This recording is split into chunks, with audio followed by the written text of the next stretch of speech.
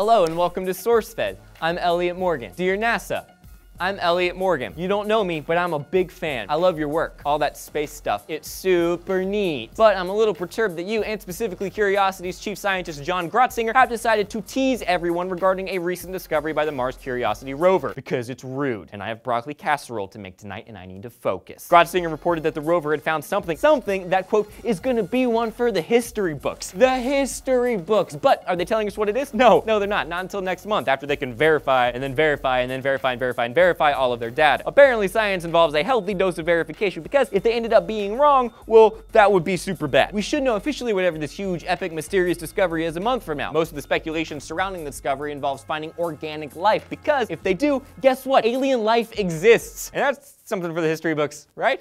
We are not alone, all that. Now, most people, when they talk about aliens, are referring to intelligent life, but still, life is life. So what I like about NASA right now is it's like when Disney gets a new CEO, and I know that's a weird analogy, but it's like this huge organization that's kind of fallen out of the public consciousness. And someone, I don't know who, or maybe it was a collective decision, I don't know, but the conclusion was reached somehow that NASA needs to get their crap together and rock it back into the forefront of all of our minds. Obviously, there are financial reasons for needing and then getting all of this amazing PR, but I don't care about all that. Sure, seeing our shuttle program get snuffed out was a little sad, but then they took those huge shuttles and freaking paraded them around like inflatable Snoopies during the Thanksgiving parade. And then they started partnering with private space exploration companies. Look, at the end of the day, I care about space and little tiny, like, single-celled Martians or multi-celled Martians, whatever. I don't discriminate against my Martians, but maybe it's not a tiny Martian. Maybe it's something crazier. It's Jimmy Hoffa. A Volkswagen van. My facial hair. Guys, I'm pretty sure it's my new boyfriend. A basketball. Yeah, Elliot, it's a basketball. 138 points. I like turtles. Something Twinkie. Friggin' Steve Gutenberg? My dignity. It's Obama's burster. What? Do I know what the discovery is? No, because they haven't even told us.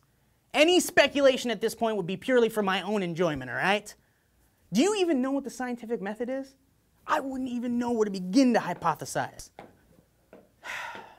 Now, it's important to remember that back in 1996, NASA made a similar claim regarding finding life on Mars, and then President Clinton got super excited and was like, guess what, this is one of the biggest moments in history, and then NASA had to retract their statement, and it was bad, and everyone cried. Hopefully, we're not crying in a month. Let me know what you think they've discovered in the comment section down below. While you're there, like, subscribe, click this annotation for our 5 daily stories, and you can go to SourceFed.com to check out more regarding this article and all of that information and everything you could ever want to know about space. Not really, because there's a lot to know. My name is Elliot Morgan. We'll see you in just a bit.